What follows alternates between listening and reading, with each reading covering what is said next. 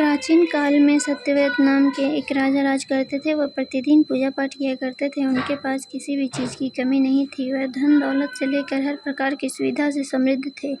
हालांकि इसके बावजूद भी राजा की एक अभिलाषा थी जिसे वह पूर्ण चाह रखते थे। दरअसल राजा सत्यव्रत को किसी भी प्रकार स्वर्ग लोक जाने की इच्छा थी।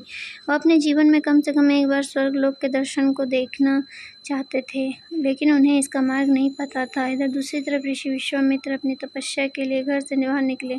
चलते चलते वह अपनी कुटिया से काफी आगे चले गए थे। काफी समय बीत गया लेकिन वह नहीं लौटे। इस कारण उनका परिवार भूख और प्यास से तड़प रहा था। राजा सत्यव्रत को जब यह पता चला तो उन्हें ऋषि विश्वामित्र के परिवार के पालन पोषण की जिम्मेदारी ले ली। कुछ समय बाद जब मुनिवर लौटे तो वे अपने परिवार को कुशल देख काफी प्रसन्न हुए।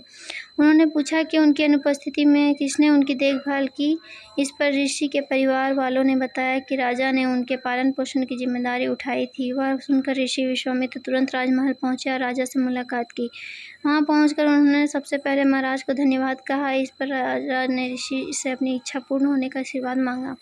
राजा की बात सुनकर ऋषि विश्वामित्र ने कहा, बोलिए महाराज, आपको क्या वरदान चाहिए। तब महाराज ने कहा, हे मुनि, मुझे एक बार स्वर्ग लोक के दर्शन करने हैं। कृपया करके मुझे वहां जाने का वरदान दें। राजा की प्रार्थना सुनकर ऋषि विश्वामित्र ने एक ऐसा रास्ता बनाया जो स्वर्ग लोक की ओर जाता था। यह देख राजा सत्यव्रत बहुत खुश हुए। वह तुरंत उस रास्ते पर चल पड़े और स्वर्ग लोक पहुंच गए। जहां पहुंचते ही इंद्रदेव ने उन्हें नीचे धक्का दे दिया, जिसके कारण वे सीधे धरती पर जा गिरे। राजा की प्रार्थना सुनकर ऋषि विश्वामित्र ने एक ऐसा रास्ता बनाया जो स्वर्ग लोक की ओर जाता था। यह देख राजा सत्यव्रत बहुत खुश हुए। वह तुरंत उस रास्ते पर चल पड़े और स्वर्ग लोक पहुंच गए। जहां पहुंचते ही इंद्रदेव ने उन्हें नीचे धक्का दे दिया, जिसके कारण वे सीधे धरती पर जा गिरे।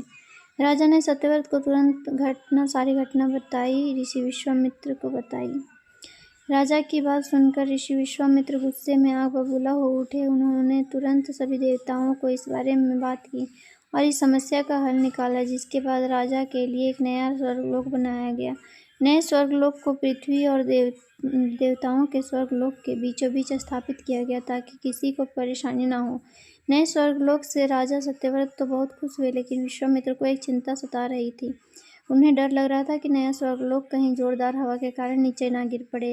अगर ऐसा होता तो राजा सत्यव्रत दोबारा से धरती पर जा गिरेंगे। काफी सोच विचार करने के बाद ऋषि विश्वामित्र को एक नया उपाय सूझा। उन्होंने नए स्वर्गलोक के नीचे एक बहुत बड़ा खंभा लगा दिया ताकि उसे सहारा मिल सके।